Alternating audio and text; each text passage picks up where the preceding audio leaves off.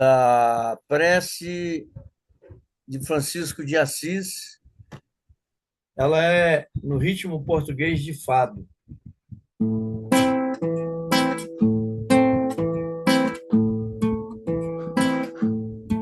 Onde houver ódio, que eu leve o amor. Onde houver ofensa, o meu perdão. Onde houver discórdia, a união, Senhor. Onde houver dúvida, a verdade a florescer. Ó, fazer de mim um instrumento da vossa paz, da vossa paz. É no dar que se recebe, é no perdoar que se é perdoado, e é morrendo que se vive para a vida eterna. Fazer de mim um instrumento da vossa paz. Onde houver desespero, que eu leve a esperança. Onde houver tristeza, a minha alegria. Onde houver treva, que eu acenda a luz do dia. E a fé, onde o mal parece vencer. Ó, fazer de mim um instrumento da vossa paz, da vossa paz. É no dar que se recebe, é no perdoar que se é perdoado, e é morrendo que se vive para a vida eterna. Fazer de mim um instrumento da vossa paz. Não busque ser consolado, mas consolar. Ser compreendido, mas compreender. Ser amado, mas amar. Pois é dando que recebemos, e é perdoando que somos perdoados. É no dar que se recebe,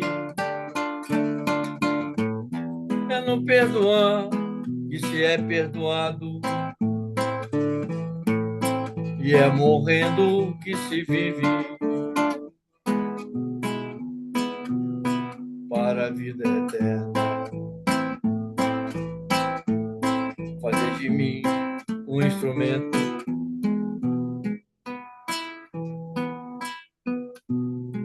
da vossa paz. Amém.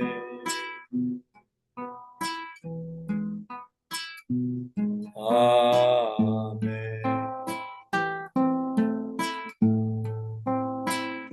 Amém. Amém.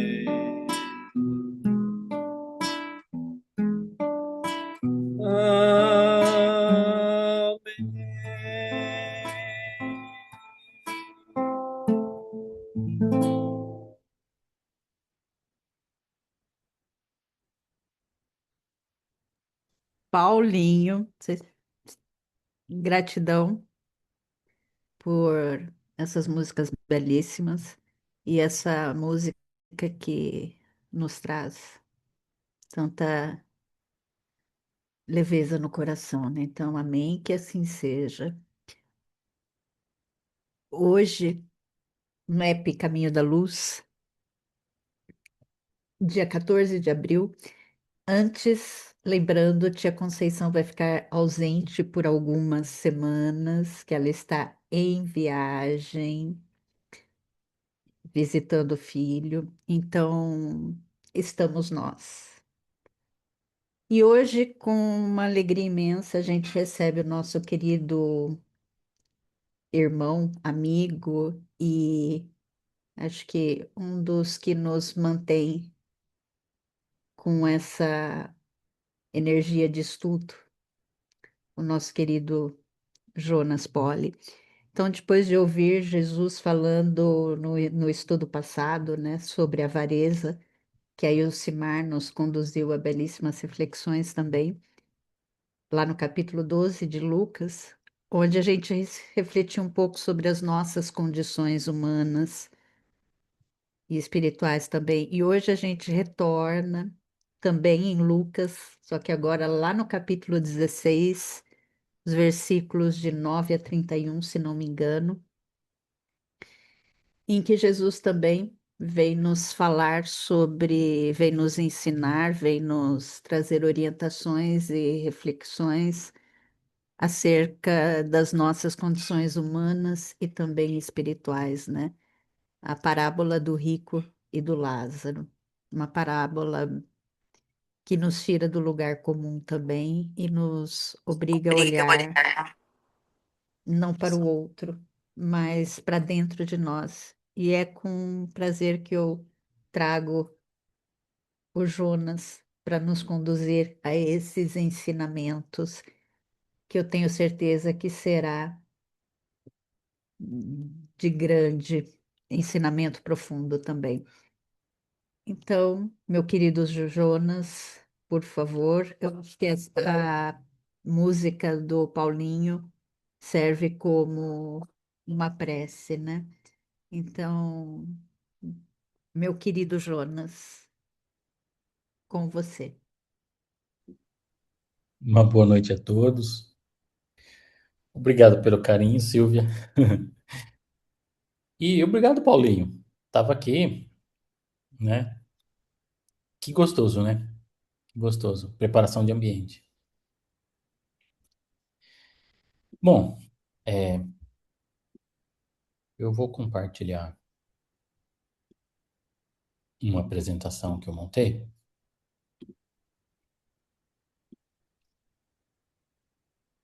para conduzir ou para nortear, para eu ter um norte para conseguir acompanhar o que a gente vai conversar hoje. Vocês estão vendo a tela? Então vamos lá.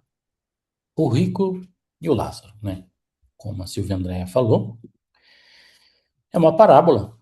Está lá em Lucas capítulo 16, do versículo 19. E eu vou fazer a leitura do texto. Dá perigo, para depois a gente fazer algumas análises. Havia um homem rico que se vestia de púrpura e linho fino, deitando-se a cada dia esplendidamente. E um pobre, de nome Lázaro, coberto de chagas, estava lançado junto ao portão dele, desejando saciar-se do que caía da mesa do rico. Além disso, os cães iam lamber-lhe as chagas. E sucedeu que, ao morrer, o pobre ser levado pelos anjos para o seio de Abraão, morreu também o rico e foi sepultado. No Hades, levantando os olhos, estando em tormentos, viu Abraão de longe e Lázaro em seu seio. Ele, chamando-o, disse: Pai Abraão, tem misericórdia de mim. Envia Lázaro para que mergulhe na água a ponta de seus dedos e me refresque a língua, porque estou aflito nessa chama.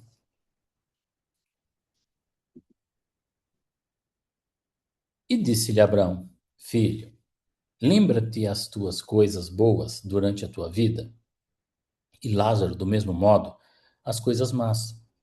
Agora ele está sendo consolado aqui, e tu estás aflito. Além disso, foi estabelecido um grande abismo entre nós e vós, a fim de que os que queiram atravessar daqui para vós não possam, nem atravessar de lá para nós.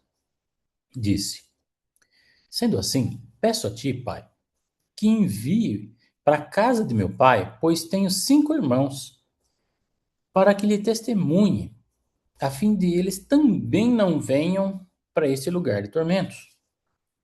Diz a Abraão: Eles têm Moisés e os profetas, ouçam a eles.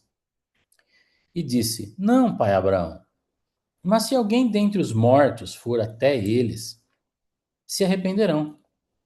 Disse-lhes: Se não ouvem a Moisés e os profetas, mesmo se alguém se levantar dentre os mortos, não serão persuadidos.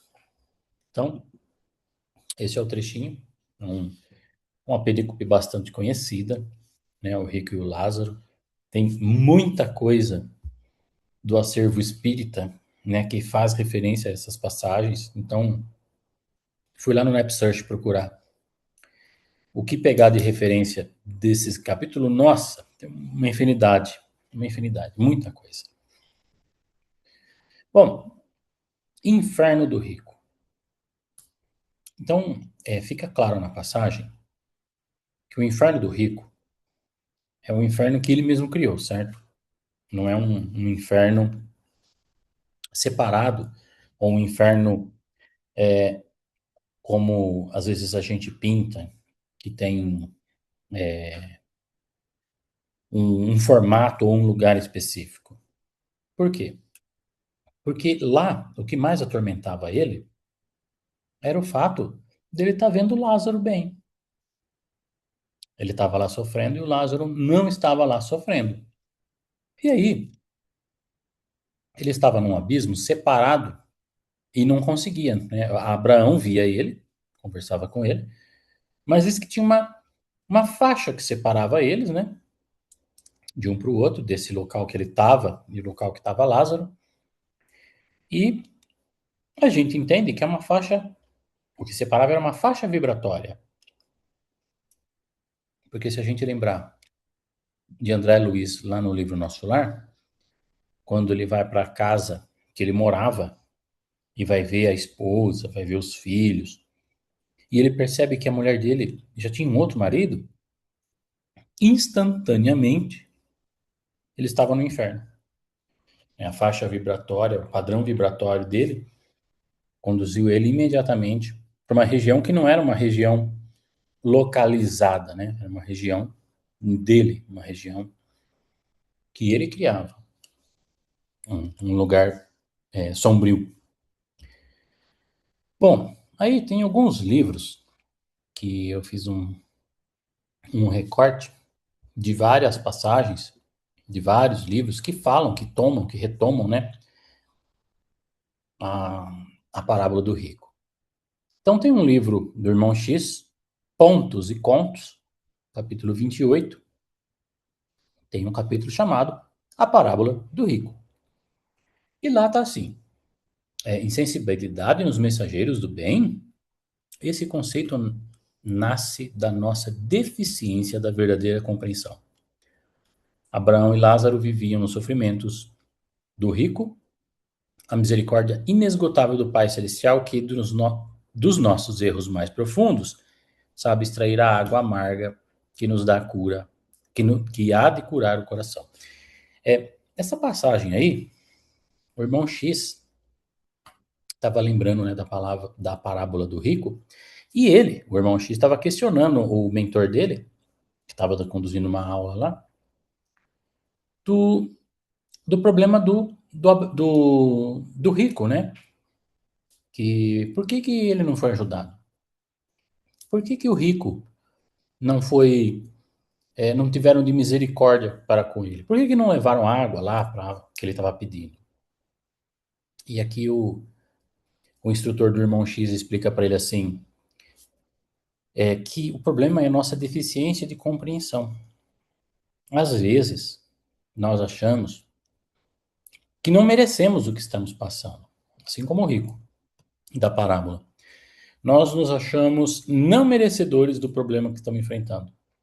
E a gente não faz ideia que é exatamente esse problema, que é desse problema que vai se extrair aí uma água amargosa que vai curar o nosso coração.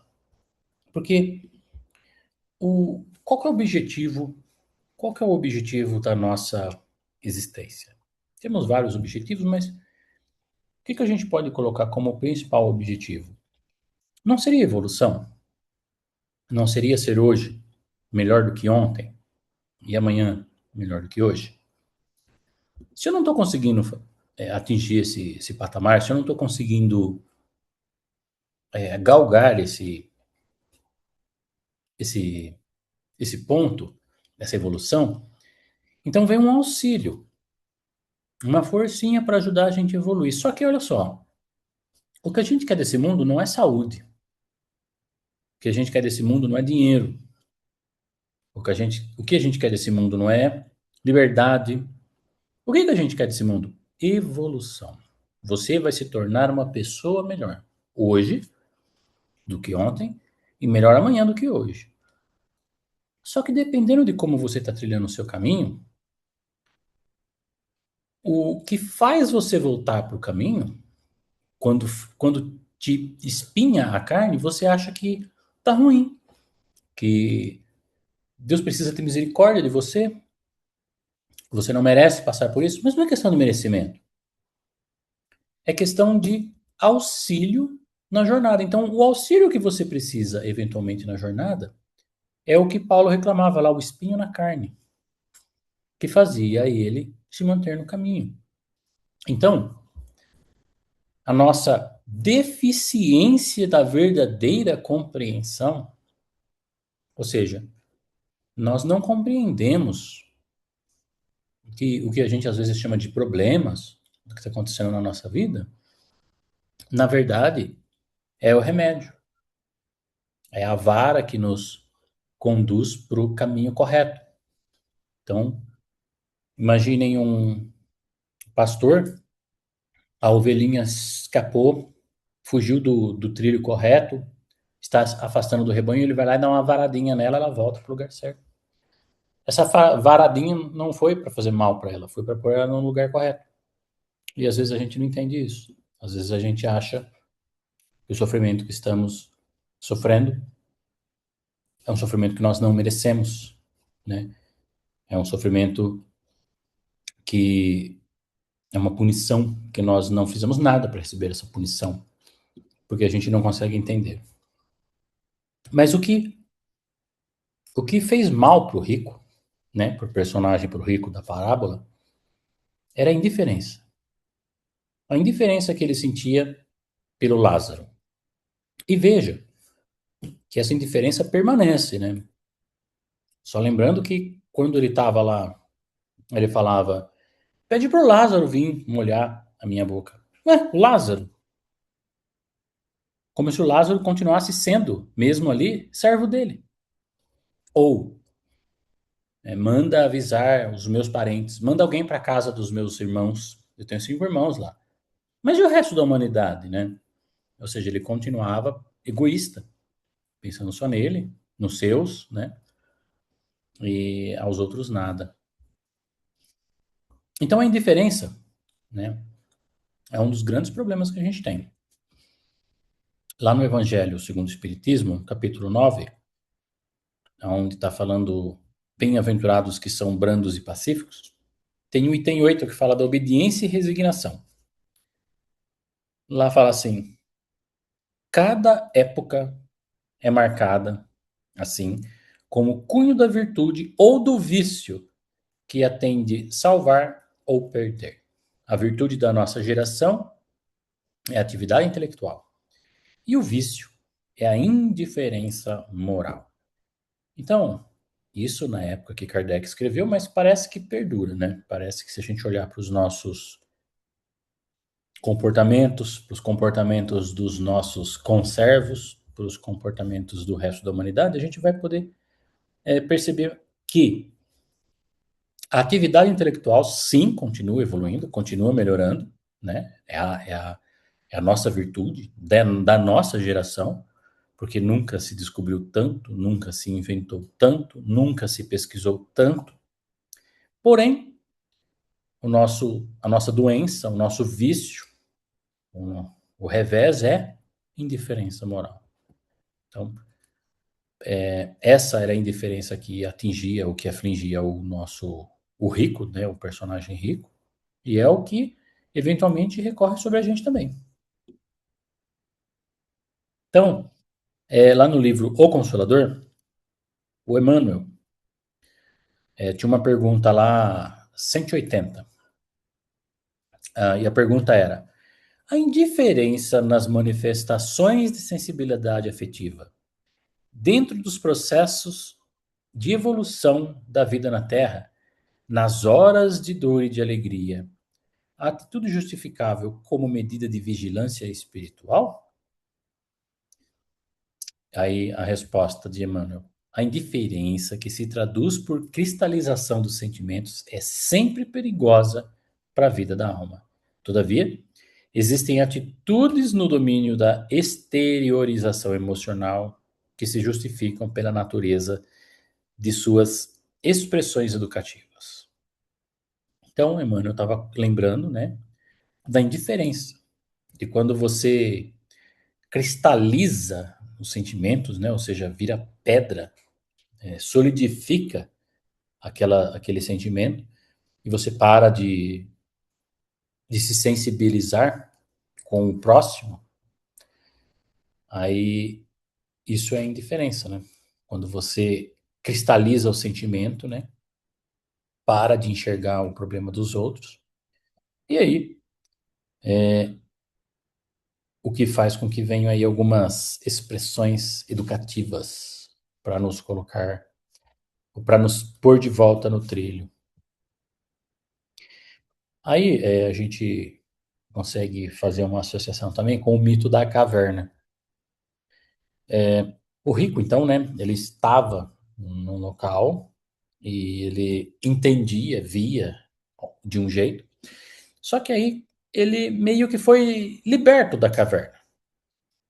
O mito da caverna dizia, né, que as pessoas ficavam lá acorrentadas na caverna e elas não conseguiam ver o mundo exterior. O que elas viam era apenas sombras do mundo exterior.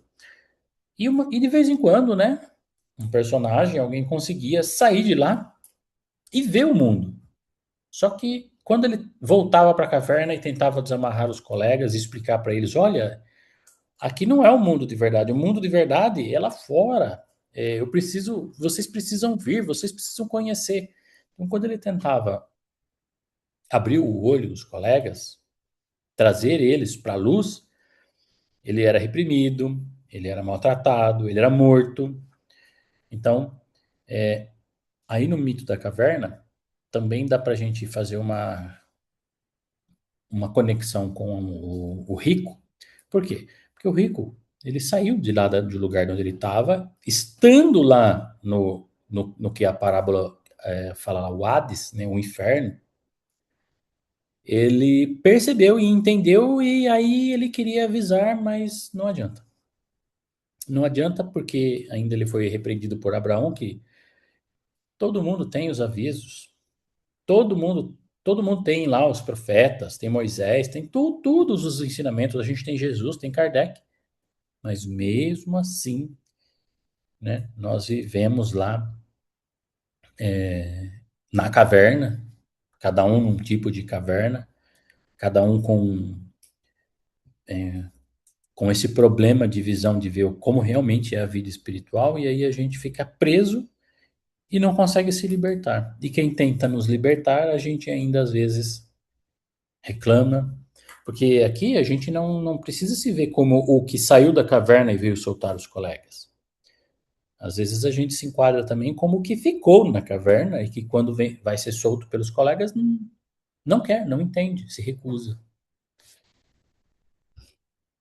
Então o rico, né, de novo aqui no slide, ele, de novo, aquele egoísmo, né, aquela indiferença, que ele pensa primeiro nos seus, né, que o que ele quer, quem ele quer que seja avisado não é todo mundo, é os irmãos dele, né? Continua sendo egoísta. E aí, Tem um outro livro, o livro Emmanuel, escrito pelo Emmanuel, e tem um capítulo lá chamado A Necessidade da Experiência, capítulo 5, que também vai falar da indiferença. Então lá está escrito assim: há quem despreze a luta, mergulhando em nociva impassividade ante o combate que se travam no seio de todas as coletividades humanas. A indiferença anula na alma as suas possibilidades de progresso e oblitera os seus germes de perfeição, constituindo um dos piores estados psíquicos, porque roubando a individualidade, o entusiasmo do ideal pela vida, a obriga em estacionamento e a esterilidade, prejudiciais em todos os aspectos a sua carreira evolutiva. Então, olha só, o Emmanuel trata aqui que uma das coisas piores que poderiam acontecer, né, que seria um dos piores estados psíquicos, é a indiferença. Porque a indiferença nos trava, nos impede de evoluir, nos pausa, nos estaciona na evolução. E olha só, esterilidade. Estéril é o que não reproduz ou o que não produz. Então, quando ficamos indiferentes, nós não ajudamos ninguém. A caridade é nula. Daí, em se pensando em atos de evolução, somos nulos, somos estéreis, não ajudamos ninguém porque somos indiferentes. E aí, o rico era rico e não ajudou quem ele podia ajudar. Ele era rico em quê? Em dinheiro, né? Em bens. Mas ele não ajudava sendo rico. Mas aí a gente também não ajuda. Mas a gente não é rico, né? Ou é? Ou é rico?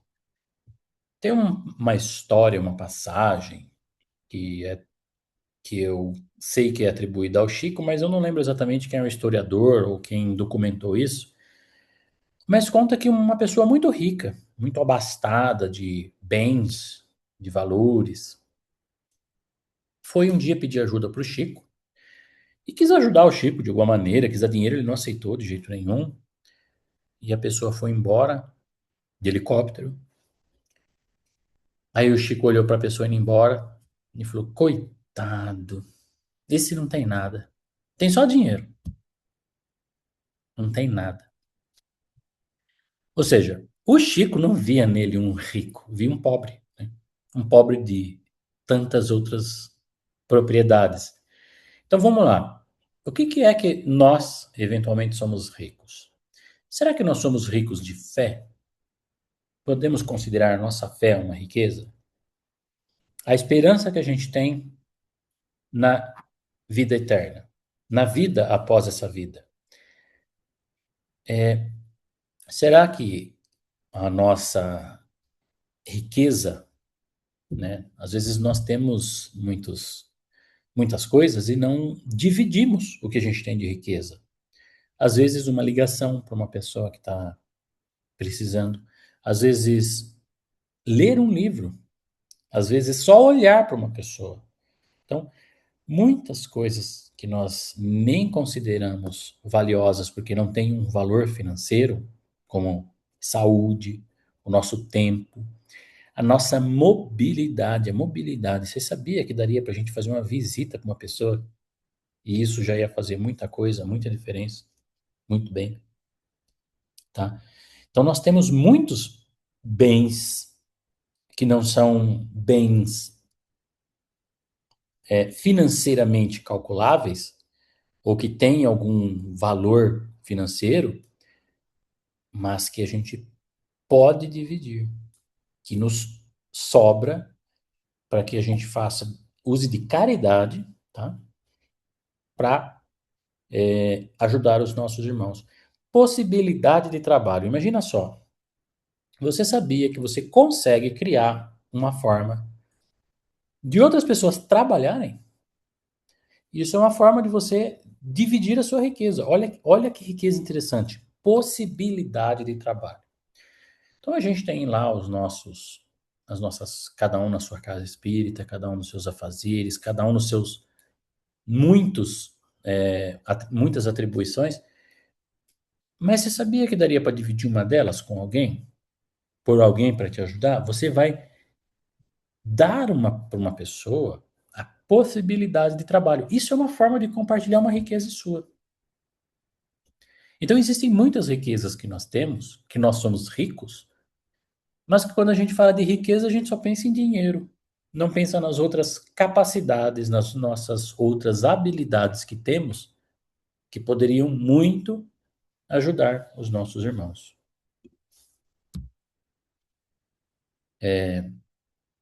Tem um outro livro, o livro Tocando o Barco, do Chico também de novo com Emmanuel.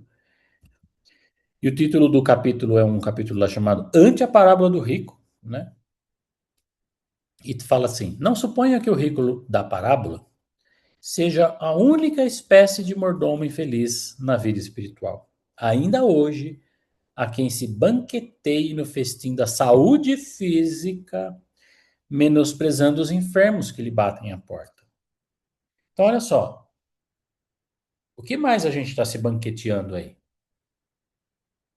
Será que você não tem nada sobrando para dividir? Você não está sendo indiferente? Às vezes a gente nem percebe, mas a gente poderia contribuir e não está. Porque olha só, na época da primeira revelação, a ideia era de não fazer o mal. Não matarás, não roubarás, não adulterarás, não invejarás, não cobiçarás, não, não e não. Não faça o mal. Isso era para um povo que estava começando na espiritualidade. Depois Jesus veio dar uma modificada. Jesus veio trazer uma outra informação do seguinte: você precisa amar, você precisa trabalhar. Você será punido não só pelo mal que fez, mas pelo bem que podia fazer e não fez. Tá? Então, Jesus trouxe essa outra informação. Então, imagina o quanto bem a gente está aprisionando aí, dando uma de o rico da parábola do rico e o Lázaro, sem distribuir. Né? E às vezes não é só bem financeiro. Por toda parte, verificamos a luzida assembleia dos que se fartam à mesa da inteligência, olvidando os irmãos do caminho que lhe pedem socorro, mergulhados nas correntes da ignorância. Então nós estudamos, né? Somos um grupo de pessoas que estamos assim um pouco mais empenhados do que outros em estudar, em manter o nosso intelecto, o nosso conhecimento um pouco mais brilhante do que era ontem. Então nós trabalhamos nessa riqueza, né? Nós valorizamos esse item que nos farta a mesa. Será que de repente na nossa mesa, ao invés de ter muita comida, na nossa mesa de repente tem bastante conhecimento? Na nossa mesa a gente tem a inteligência e aí a gente ignora os nossos colegas, os nossos irmãos no caminho que estão desesperados pedindo o quê? Auxílio para sair da ignorância, tá? Não é só o cego que quer enxergar, só o faminto que precisa de alimento, ou o pobre que precisa de dinheiro. Nós também temos os ignorantes que precisam aprender. Continuando ali, em todos os lugares é possível observar a caravana dos que passam hipertrofiados de conforto, fugindo aos filhos da angústia que lhes imploram uma réstia de alegria. Então, tem muita coisa que a gente pode doar, inclusive alegria. Olha só. De novo, a gente volta lá para o Evangelho segundo o Espiritismo, capítulo 14, que a vossa mão esquerda não saiba o que dê a vossa mão direita. Lá no item 13, a piedade, está escrito assim: temei conservar-vos indiferentes, de novo, indiferentes, quando puderdes ser úteis. A tranquilidade comprada às custas de uma indiferença culposa é a tranquilidade do Mar Morto, no fundo de cujas águas se escondem a vasa fétida e a corrupção. Olha só, culposa, o que é isso? Então, alguém aí que entenda de direito vai saber muito bem a diferença entre culposo e doloso. O doloso é quando eu faço de propósito. Então, quando eu cometo um assassinato com dolo, é um assassinato que tem um agravante de ser doloso.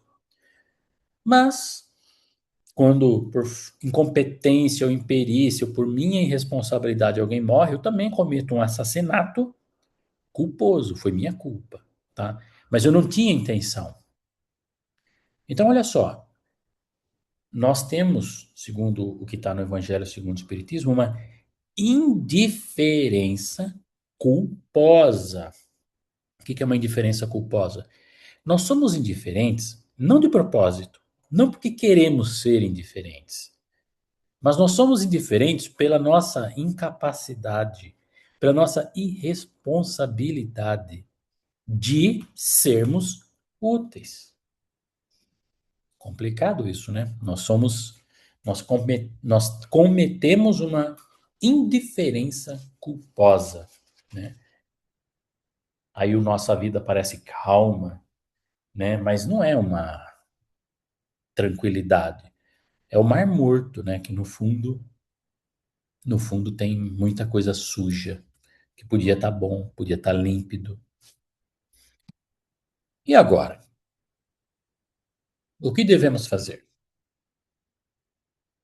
Então, a pergunta que Jesus faria, ou Jesus estaria lá preocupado, pensando na gente. O que devemos fazer? Será que nós conseguimos enxergar pelos olhos da compaixão as chagas daqueles que convivem conosco? Por que com os olhos da compaixão?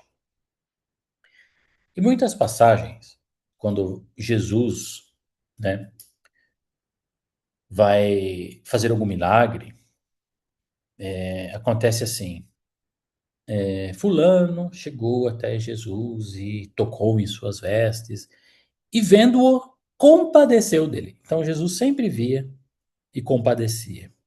Ele era Jesus, né? Mas ele olhava para as pessoas com uma visão de compaixão. Ele se compadecia de quem ele via. Será que a gente consegue fazer isso? Porque às vezes a gente olha para as pessoas e as pessoas estão bem. As pessoas parecem não precisar de nada, mas a gente precisa pôr uma lente para melhorar a nossa visão de que, de repente, essas pessoas estão precisando de alguma coisa e a gente só não enxerga o quê. Mas eles estão precisando e a gente pode ajudar e a gente não ajuda. Às vezes, a gente que faz parte do movimento do NEP, é de conhecimento de vocês que a gente foi fazer um evento do NEP, né? E E foi um evento, a gente coincidiu, deu certo, a espiritualidade trabalhou para que o evento fosse feito numa cidade que é Santana do Parnaíba, que é uma cidade lá em São Paulo, onde as pessoas têm um poder aquisitivo considerável. São pessoas que financeiramente estão tranquilas. E aí houve-se um questionamento por parte dos nossos colegas, a gente se questionou. Tá, mas tem tanta gente precisando. E a gente vai lá levar um apoio, a gente vai dar um auxílio, a gente vai levar alguma coisa para quem tem dinheiro. Ou melhor, para um grupo de pessoas onde a capacidade ou o poder aquisitivo é um pouco maior. Não seria mais prudente se a gente fosse levar a palavra, cuidar dos nossos irmãos que são mais pobrezinhos? Teve gente que não gostou, né, do trabalho ser feito naquele local. Mas aí Olha o que está escrito aqui. Olhando com a lente da compaixão, por mais que as pessoas tenham, aquele grupo específico que a gente está comentando, tenham um certo poder aquisitivo, eles estão extremamente necessitados de outras coisas. Eles estão necessitados também de tudo que a gente está necessitado. Só que a gente está necessitado, além de tudo, além de tudo, ainda de dinheiro, mas eles estão necessitados de tudo. Tem gente lá necessitando de saúde, tem gente lá necessitando de um pouco de é, calma, tem gente precisando de amizade, tem gente precisando de socorro, tem gente precisando de trabalho, tem gente precisando de uma lista enorme de coisas que a gente tem, que a gente tem. E aí a gente, de repente, não consegue enxergar no nosso semelhante, nas pessoas que estão junto com a gente, as chagas deles. A gente só vê que tá tudo bem, então melhor que a gente. Melhor que a gente em que sentido? Tá?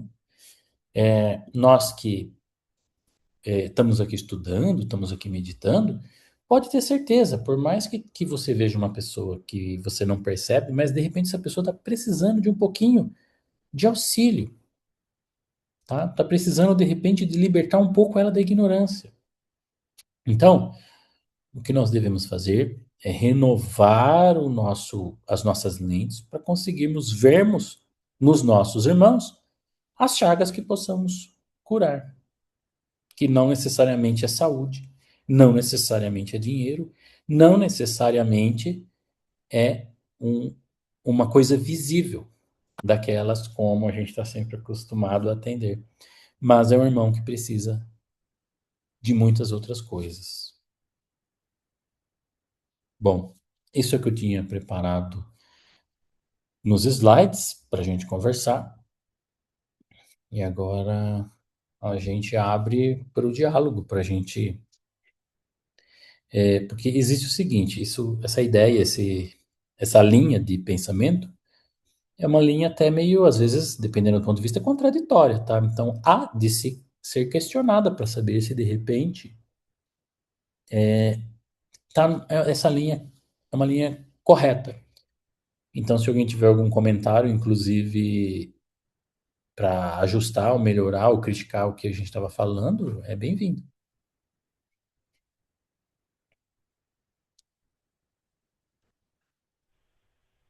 Jonas, Silvinha quer falar? Dando continuidade, tem um detalhe aqui que eu achei bem interessante, que é a palavra força.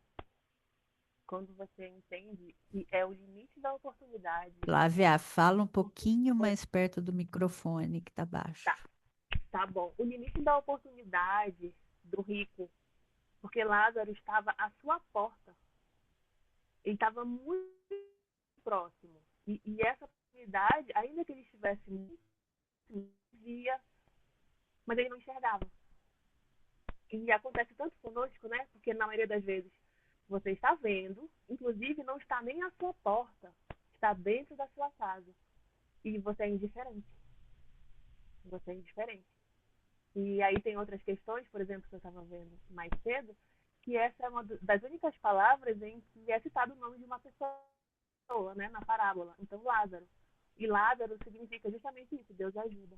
Então, já mostrando que, embora as pessoas não consigam te enxergar e dar a oportunidade àquilo que você pede, a providência divina está atuando a seu favor, ainda que o mundo não veja.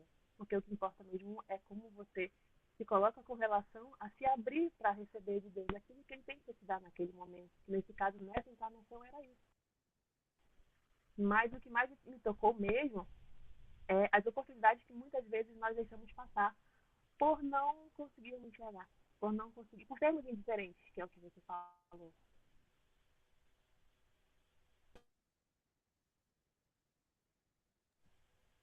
É isso mesmo. Às vezes a gente não percebe. Às vezes, né, a caridade começa pelo próximo mais próximo, né? E às vezes as pessoas que estão aqui debaixo do mesmo teto estão precisando de coisas que com a gente sobra, né? Que a gente teria como dividir, né? Porque a caridade não é o que sobra, né? Lembra? Quando você doa o que você não precisa, E lembra do óbolo da viúva? Quando ela doava tudo que ela tinha, quem doou mais foi a viúva, porque doou tudo aquilo que tinha. Então, às vezes, não que sobre para a gente, mas a gente teria a capacidade de tirar um pouco do nosso e distribuir um pouquinho de tempo, dar uma atenção, ligar, visitar. Então, muitas formas de se ajudar o próximo tão sutis que às vezes passa despercebido. Ô, Jonas, estão me ouvindo? Perfeito. É, terminou, Flávia? Alô? Acho que sim, João, pode continuar. Ah, beleza, beleza. É, me, me- essa mensagem cala muito fundo em nós, porque é dos maiores desafios é a nossa relação com a materialidade, que a gente vem de milênios, de que é necessário adquirir bens. Não, gente, eu só estou sendo precavido porque ninguém sabe o futuro.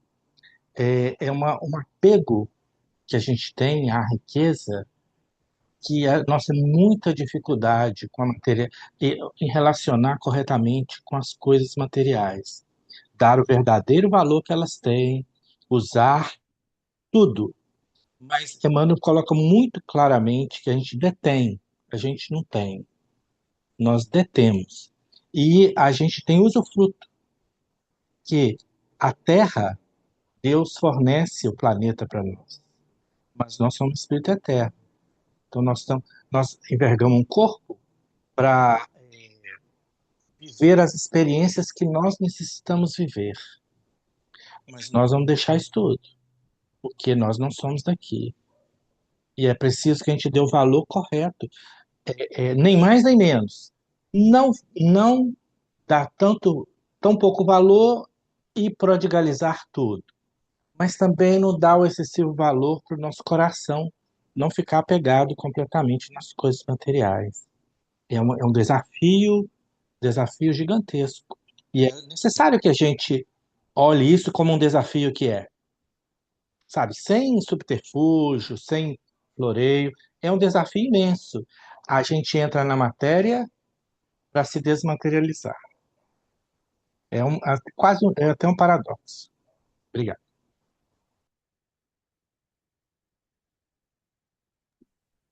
Bem legal essa frase, né? A gente entra na matéria para se desmaterializar, né? Falando em bem legal essa frase, você trouxe para gente, meu querido, é, vários pontos que realmente nos tira da zona de conforto, né? Porque todos nós somos necessitados de algo. E quando você traz, né, palavras como cristalização, como, deixa eu ver as outras, a hipertrofia, né, são pontos que nos faz refletir sobre a nossa condição. E a gente carrega as marcas do Cristo, né? Como você trouxe também ali dos espinhos na carne, né? E eu acho que as lentes, como também você trouxe, né? Todas as lentes precisam de limpeza. A gente que usa óculos, quantas vezes a gente não limpa as nossas lentes, né? A gente limpa as lentes de uma máquina, de um celular, dos óculos. Então, os nossos olhos precisam realmente dessa limpeza. E um detalhe, assim, muito significativo que eu fui conduzindo, que eu fui sendo conduzida por esse estudo, Jesus, quando ele narra essa narrativa, ele abre as nossas lentes, né? Ele abre as cortinas, porque a gente consegue vislumbrar nessa parábola muitas coisas, normalmente o que está oculto para os olhos humanos, que é a vida além da morte, né? Então, é uma parábola que carrega esse texto, um texto totalmente singular, né? Diferente de outras parábolas, nos traz essa visão dessa do que é a vida após a morte, né? Então, Jesus acaba, parece que, revelando uma outra realidade, né? E nos leva imagina naquela época, né? As pessoas ouvindo essa parábola sobre o que acontece quando você morre, né? Então, é uma parábola que nos mostra que essa vida espiritual, ela não começa depois, ela continua, né? Aquilo que a gente é, aquilo que a gente cultiva, o que é principalmente aquilo que a gente ignora, aquilo que a gente está indiferente, quando a gente percebe que não sente, tem um problema muito grande. Gratidão, meu querido. A gente ainda tem a parte do Lázaro, que a hora que fala, ele sofreu já, ele já foi limpo e já passou, agora ele não está sofrendo mais, por isso que ele está no seio de Abraão. Tá, mas vamos lá, não é porque ele sofreu, mas porque ele sofreu resignado, né? Ele não reclamou, ele não xingou, ele não esperneou, ele nem, ele não, ele esperava que o rico, né, dividisse com ele, mas ele não estava lá pedindo, estava ali. Mas ele não estava reclamando que o rico não me vê, olha que sofrimento que eu estou passando, olha essa desgraça que me sobreveio. Não, ele estava ali esperando e não veio, e tudo bem. E na hora que ele terminou a vida dele, essa vida, e voltou para outra, estava tudo bem, né? Ele estava numa situação tranquila, de calma, de tranquilidade mesmo. Enquanto isso, o rico ele estava perturbado, né? Perturbado. Naquela época, a visão que eles tinham do que acontecia quando as pessoas morriam, como a Silvia Andréa falou, é diferente do que nós espíritas sabemos, né? Então Jesus vinha trazendo isso para eles e isso era muito revolucionário, né? Essa forma como que Jesus mostrava como era a vida após a vida, né? A vida real, a vida de verdade, a vida que contém essa, né? Muito interessante. Mais alguma contribuição? Bastante gente não falou. Joana, Oi, boa Cristina. noite. Deixa eu te Boa noite. a hora que ficou perturbado, não é que houve o arrependimento, não. Não, não houve arrependimento. Por quê? Porque Jesus disse que ele ia ficar no Hades até que ele se arrependesse. Então, a hora que ele se arrependesse, ele vai sair. Só que se a gente pegar lá a palavrinha do arrepender, que foi traduzido como arrepender, lá é metanoia, que é mudança de pensamento. Quando ele mudar a forma de pensar, ele vai sair do Hades. Então ele vai ficar lá. Até ele entender, até ele mudar o jeito que ele pensa, a forma de pensar. Então, se ainda não mudou, então se ele não saiu, então é porque ele não se arrependeu, não mudou.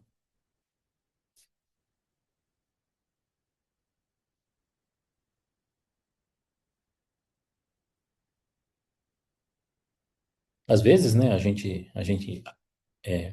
um criminoso quando ele é pego, aí ele se arrepende do crime que cometeu, mas não porque ele se arrependeu, é porque ele foi pego, né? Ele ele está lastimando o fato de estar preso. Mas se não tivesse sido pego, ele não ia se arrepender, não. Então, ele não ia mudar, né, a forma de pensar. E muitos, muitos, muitos, muitos, muitos, muitos, esse muitos aí pode incluir a gente no meio. Quando volta a ter uma nova oportunidade, volta a errar, né? Então a gente às vezes acha. Porque aqui eu não estou colocando a gente como o Lázaro, mas como o rico.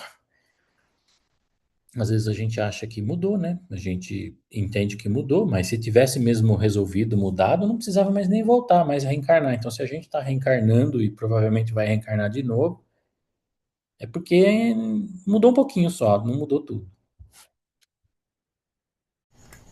Perfeito. E Jonas, eu estava pensando nisso agorinha, que é justamente a nossa visão enquanto rico de o que é que eu estou fazendo com as migalhas que estão caindo da minha mesa, do meu banquete, no sentido disso aqui que nós estamos vivenciando agora. As migalhas da luz espiritual que já me nutrem, que nutrem o meu espírito, mas que eu preciso também para os outros.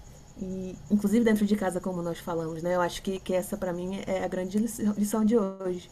O que é que eu posso fazer para além do que eu já tenho feito para que isso alcance outras pessoas de alguma forma?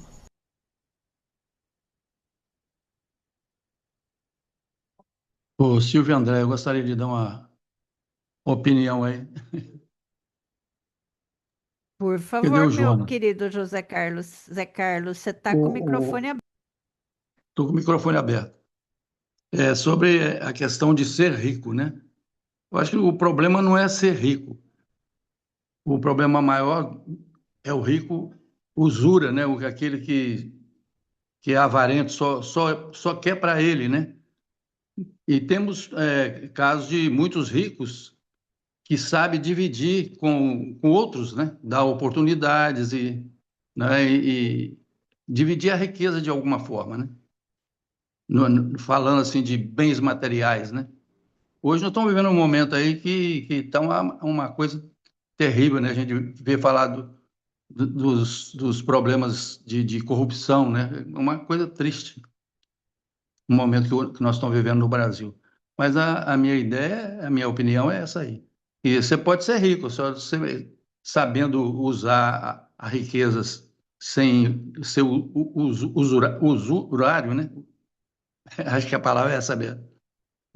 Então, eu acho que se for rico e tiver assim, compaixão das pessoas necessitadas e colaborar e fazer alguma coisa em favor do menos favorecido, já é um grande passo, né? Porque a riqueza é uma prova maior do que a pobreza, não é isso? O Evangelho nos fala? É isso aí. Diz que é mais fácil passar um camelo no buraco da agulha do que um rico entrar no céu. Mas aí a gente tem que lembrar que não é um camelo o bicho inteiro, né? E não é uma agulha dessas que a gente usa para costurar. O camelo era porque o fio da lã do camelo era uma linha grossa, né? E aí até entrava, mas dá trabalho. Então o rico entra também, mas dá mais trabalho. Só não, e é uma prova muito mais difícil, porque a própria prova em si é uma tentação, né? Você vir aí abastado, se você não tiver, assim, eu vou contar um caso rapidinho. Eu frequentava uma determinada núcleo religioso e num momento, no meio do trabalho religioso, abria-se para que as pessoas fossem lá contar o que de Deus tinham alcançado. E eventualmente levantava um colega lá que era cego e ele vivia reclamando que ele estava indo na igreja já fazia um tempão e ainda estava cego, viu, irmão? Vocês podem continuar orando que eu ainda continuo cego, ele falava. E isso para ele tudo bem, ele achava que estava tudo bem, mas teve um colega, um outro, que ficava na cadeira de rodas, ele não andava, ele tinha paralisia e era o momento das pessoas contarem o que elas tinham recebido de Deus, tá? Não era uma palavra livre para qualquer um falar o que quisesse, mas mesmo assim, esse eu, ele tinha deficiência ele tinha uma paralisia, né? Não conseguia andar. Ele fez uso da palavra, pediu desculpa por usar a palavra para aquele fim que ele estava utilizando, que não era para isso, mas ele queria deixar claro para a Irmandade que ele não queria andar. Muitos viam ele ali, mas ele não queria ser comparado com o cego, que estava lá porque queria enxergar. Ele estava lá porque ele queria servir, porque ele queria estar ali pelo fato de poder participar do banquete espiritual. Não porque ele queria andar. Então, aí ele pediu: se tiver algum irmão aqui que está orando para eu voltar a andar, não ora, tá? Não estou aqui para isso. Eu estou aqui para participar do banquete espiritual. E se por algum acaso eu voltar a andar, talvez eu não fique mais aqui. Então ele sabia que aquele pequeno empecilho, né, aquele espinho que ele tinha na carne, é o que mantinha ele ali. E se por algum acaso ele fosse aliviado daquilo, ele não ia ficar mais lá. Tá? Então, é o problema da riqueza. Né? Se você tem dinheiro, de repente você não vai querer mais fazer o bem que as pessoas andam fazendo. Você vai querer ver o seu lado. Então, de repente, é por isso mesmo que a gente não é rico.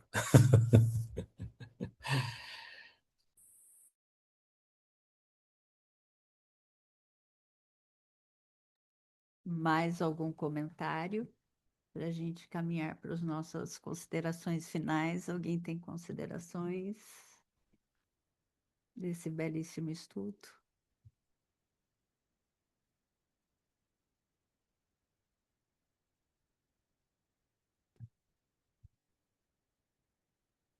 Eu acredito que mais fica, né, para nessa parábola e nesse ensinamento de hoje, nessas reflexões, depois de tudo que nós fomos sendo conduzidos, talvez a grande pergunta não seja quem era o rico, quem era o Lázaro, mas onde que a gente está nessa parábola, né?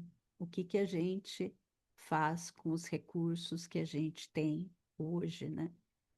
Então, essa parábola não fala apenas sobre dois homens, fala sobre a consciência, né? Sobre essa consciência desperta, um que vê, mas não enxerga, o outro que sofre, mas que permanece entregue a Deus. O rico, ele não foi condenado por possuir, mas por não perceber, pela indiferença, né? Por não perceber a dor do outro, por não perceber o outro, e não perceber principalmente a oportunidade de amar, né? Ele não percebe que a vida é esse convite ao bem. Então, Jesus, ele traz essa parábola muito que toca realmente nosso coração e nos faz sair dessa zona de conforto. Então, meus queridos, podemos encerrar com o coração pleno de gratidão, de alegria por mais um estudo, por mais um dia estarmos aqui reunidos e hoje recebendo nosso querido amigo Jonas, que a gente sempre se rende em honras e que a gente possa um dia ser não somente rico, né, mas milionários e que a gente consiga ver o outro principalmente, né? A gente consiga enxergar para o outro, porque o outro é nosso irmão, o outro somos nós, né? Então, meus queridos, vamos elevar ainda um pouco nossos corações, as nossas melhores vibrações.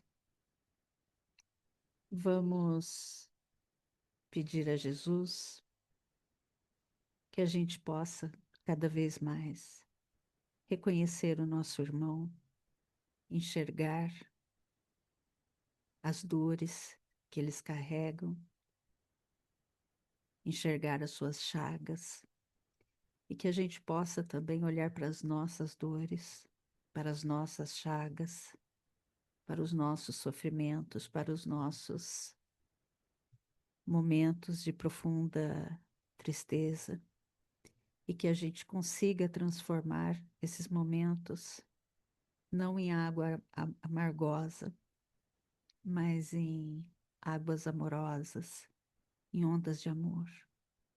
Pedimos que as ondas de amor e de luz que foram formadas nesse estudo possam alcançar a todos os nossos irmãos que ainda estão em sofrimento, aos nossos irmãos que ainda não conseguem enxergar o outro, que ainda não conseguem partilhar do que possui. Que a luz desse estudo possa atingir a todos os nossos irmãos em dores e incertezas, que estão em situações, vivendo situações de conflito, da ausência do mal, da ausência do bem, e que a gente possa ser o auxílio, que a gente possa partilhar da nossa mesa. Pedimos a permissão para encerrar esse bendito estudo, que a gente possa nos reunir na próxima semana em muita saúde, em muita paz e principalmente em boa disposição a continuar a servir, a servir. Permaneça conosco, abençoe o Jonas, que esteve aqui partilhando desse belíssimo estudo, que ele possa também continuar a servir cada vez mais e mais. Gratidão, assim seja.